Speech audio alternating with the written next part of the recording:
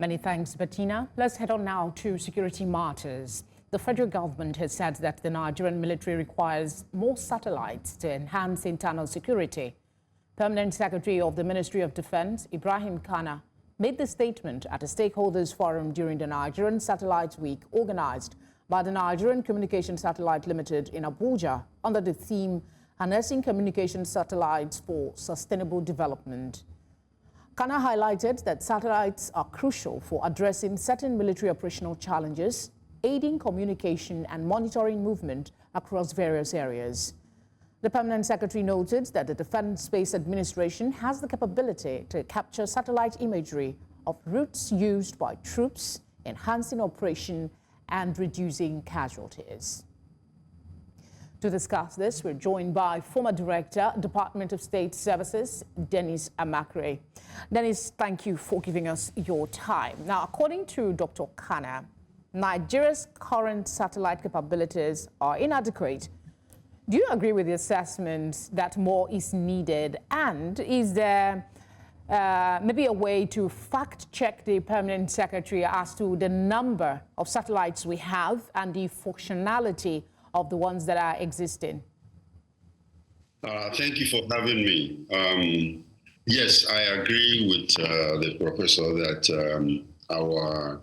the inventory we have right now is very inadequate, and we need to improve on it because right now satellite is the major issue now, even in warfare. So you have even the military.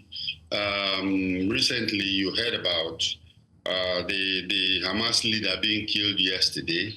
All that were capabilities that were used by Israel in locating, that particular person. So without satellite, it's like a country is moving blindly. And there are many areas that you can use these satellites, where we have surveillance and monitoring.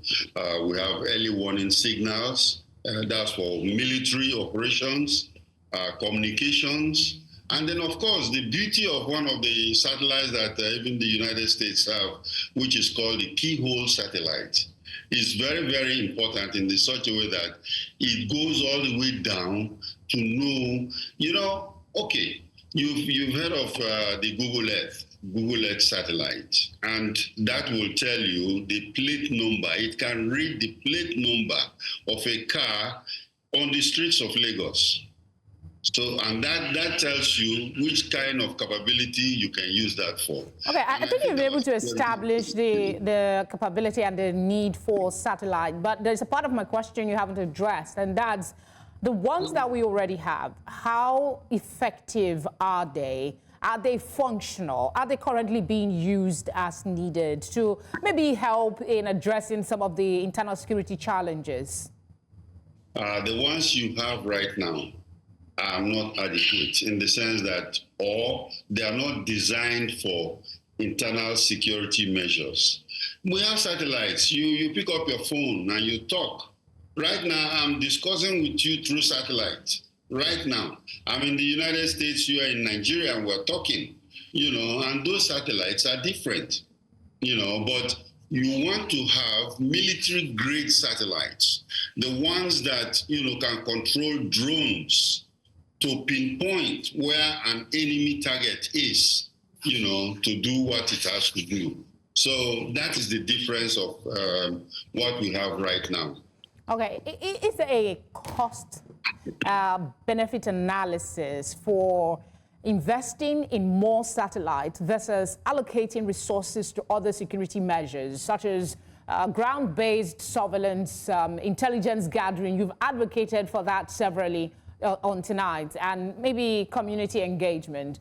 What is the analysis here? In matters that concern security, when you do the cost analysis or cost-benefit analysis, you discover that it is always for security, because security is an intangible product that you cannot really put a cost on, because the things that it can do for you are numerous. Like you mentioned, intelligence gathering. it will help us to gather real-time intelligence, and of course, when you have real-time intelligence, you can do certain things. We've been worried about Boko Haram and their bandits and all the rest. We can pinpoint them. We can see their faces with military-grade satellites. And I think that's the kind of things we need. I'm talking about the Nigerian scenario. Maybe I didn't quite express what I meant. Like the Nigerian scenario for now, do we have the capability to invest in both satellites and doing the other kinds of intelligence gathering that does not require the satellite? Or maybe we know that this can be enhanced by, but I'm asking, for us in Nigeria, the cost effectiveness, would it be better for us to invest on satellites or to do the more community-based engagement and local intelligence gathering? Yes, you are going to cut your coat according to your size, so they say, right? But I can tell you that it is very, very important that we go through technology now, because I think technology is the mainstay of whatever we're doing right now, especially in the security agencies like the DSS now.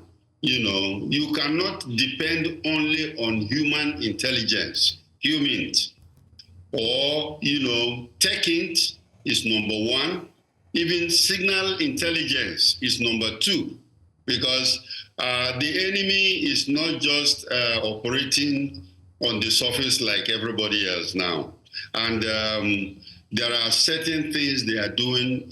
Warfare, even for the military, is so much important, because these days you don't even see a soldier or, let's go and fight Boko Haram. They are there. You can see them. Let's fire them. No, it does not work that way anymore. We don't have to see them.